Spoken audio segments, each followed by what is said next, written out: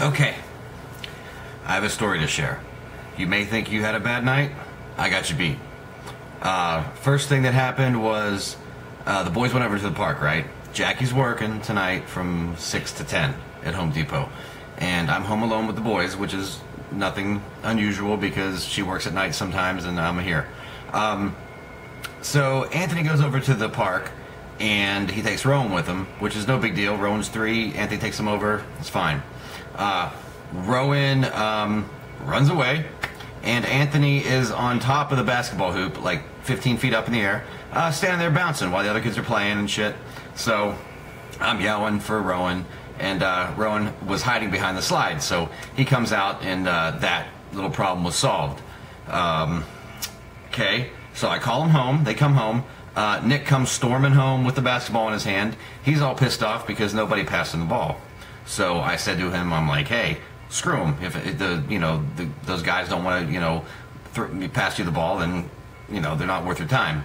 And he actually calmly said, all right, and went inside. So I'm thinking that's kind of odd because Nick normally throws a shit fit and wants to kill people, but tonight he didn't. So we cut to bath time. Okay, so bath time tonight was Jeremy and Nick took their shower together, and Anthony and Rowan took a bath. No big deal. We have 2 bathrooms to do that in. Jeremy and Nick go in, and it takes them like 5 minutes total. And I don't believe them because it takes them 15 minutes just to stand there and look at the water.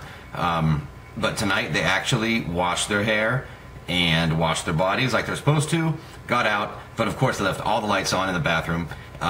The towel on the floor, Jeremy's clothes are strewn about like he's, leaving a fucking trail of clothes for the clothes fairy to pick up. So I sent him back to clean that shit up. He cleans it up, and they get in their bedroom.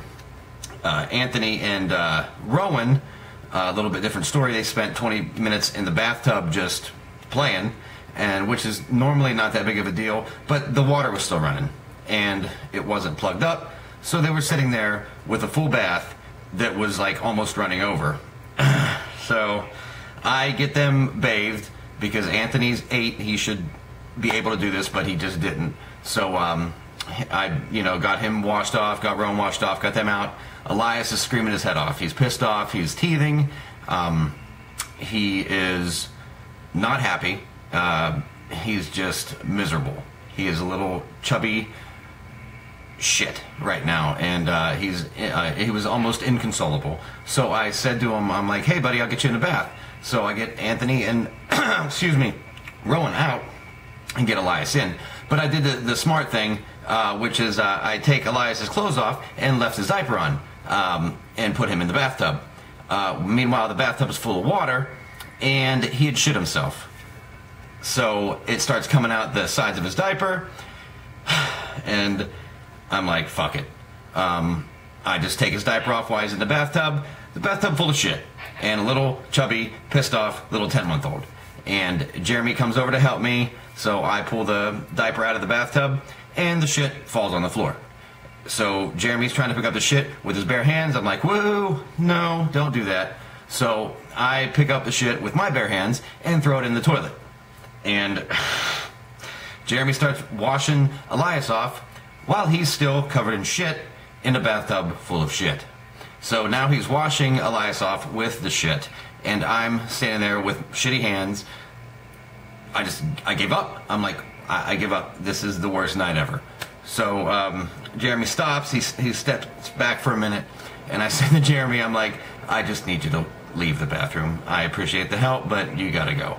So Jeremy went and he washed his hands, and he went to his bed, and I got Elias all taken care of, and everybody's clean, everybody's in bed, and I finally got the shit off my hands.